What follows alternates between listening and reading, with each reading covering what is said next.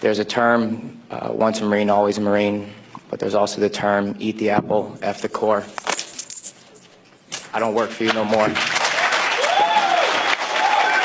On April 18th, 2006, I had my first confirmed kill. This man was innocent. I don't know his name. I called him the Fat Man. He was walking back to his house, and I shot him in front of his friend and his father. The first round didn't kill him after I had hit him up here in his neck area. And afterwards, he started screaming and looked right into my eyes.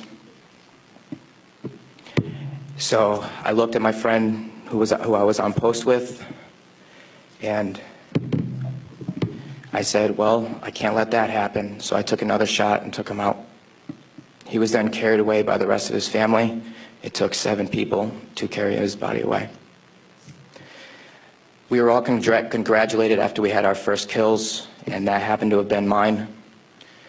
My company commander personally congratulated me, as he did everyone else in our company.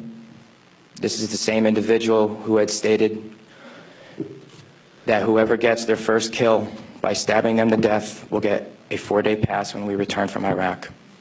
There was one incident where we got into a firefight just south of the government center, about 2,000 meters.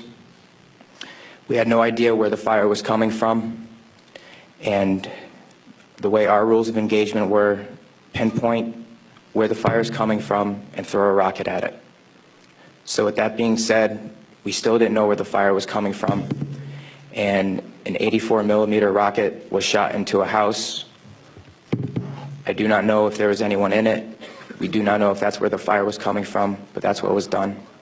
This man right here was my 3rd confirmed kill. As you can see, he was riding his bicycle. Later on in the day, we went ahead and we had CBS Laura Logan with us, but she was with the other squad. And so she wasn't with us. So myself and 2 other people went ahead and took out some individuals because we were excited about the firefight we had just gotten into, and we didn't have a cameraman or woman with us. With that being said,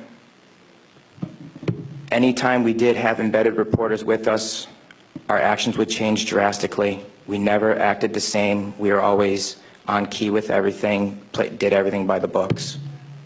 The man on the bicycle, he was left in the street for about 10 minutes until we realized that we needed to leave where we were.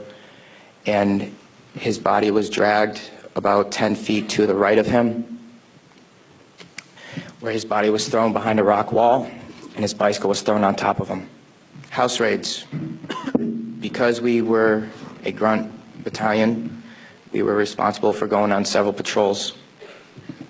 A lot of the raids and patrols we did were at the night, around 3 o'clock in the morning, around there. And what we would do is just kick in the doors and terrorize the families.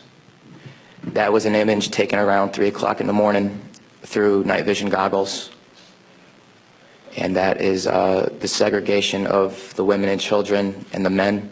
If the men of the household were giving us problems, we'd go ahead and take care of them any way we felt necessary, whether it be choking them or slamming their head against the walls. That was one man that wasn't taken, that was taken care of in a very bad way.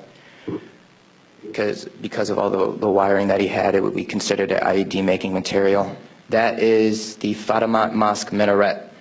As you can see, it is written with bullet holes and holes in the top of it. Those were from mortars. This is after one of the guys in the weapons company had gotten shot.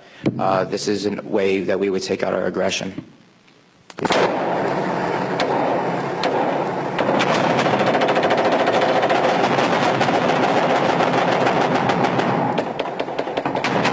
For those of you who don't know, it is illegal to shoot into a mosque unless you were taking fire from it.